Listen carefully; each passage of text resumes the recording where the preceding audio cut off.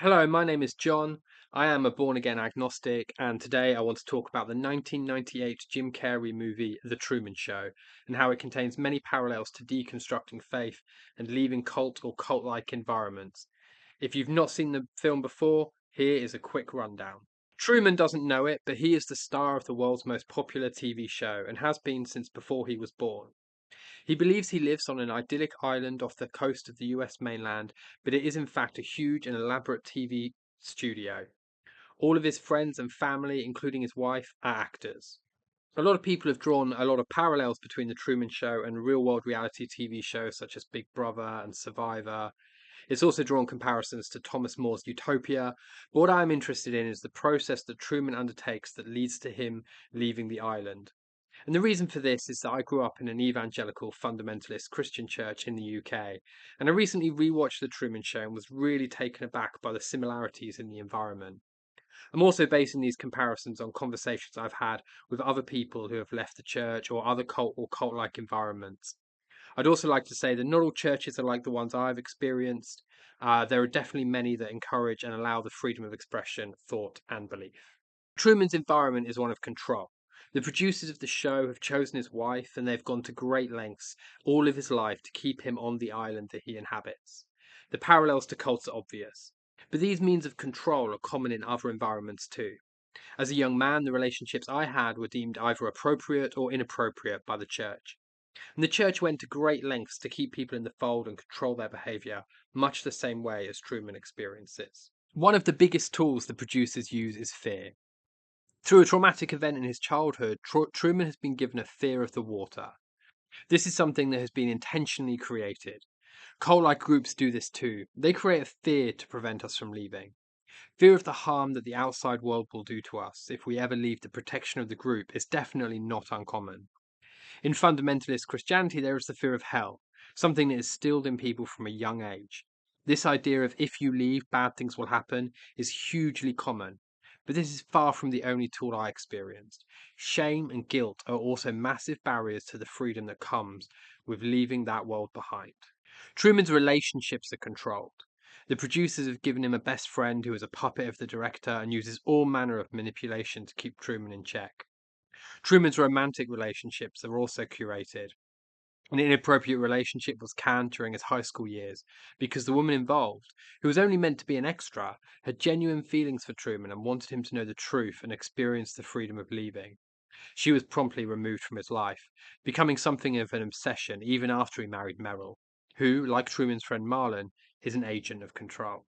Many people in controlling churches will relate to this idea of their friendships and romantic relationships being encouraged or discouraged. We are told to keep away from people deemed too worldly, who don't fit in with the church's ideas. I was explicitly told to break off certain relationships by leaders in the church as a young man. And any time I mentioned a friend from outside the church, the inevitable question was, are they saved? Some people experience even more extreme versions of this with arranged marriages, even unofficial arranged marriages, where people are kind of like pushed together, not being too uncommon. Whenever anything occurs that could give away Truman's situation, such as a stage light falling from the sky, or accidentally tuning into backstage radio frequencies, implausible explanations are given. And this replicates the way a Christian environment may attempt theological gymnastics in order to respond to new information.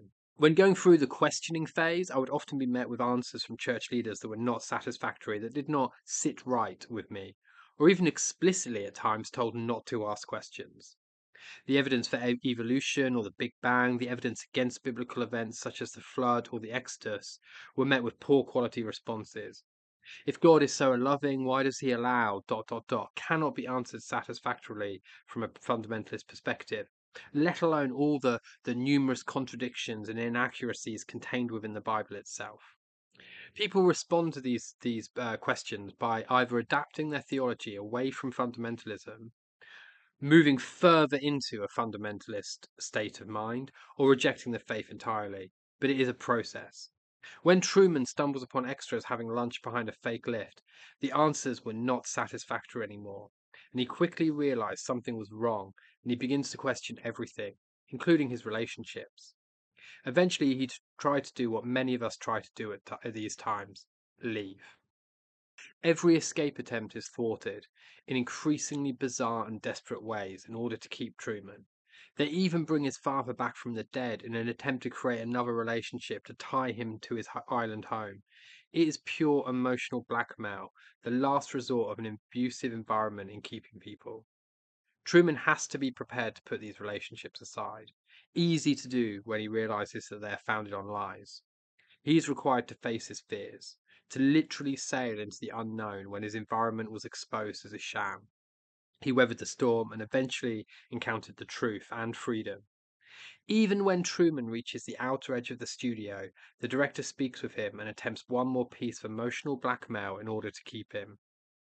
We never find out what happened to Truman once he stepped out that door, but wherever he went, he was going to need a lot of compassion, support, and therapy to come to terms with the way he was treated and to understand his newfound freedom. Now, thank you for watching. I'm going to be putting more videos together about cult environments, recovery, and deconstruction of faith. So please like and subscribe for more content very soon. Thanks again.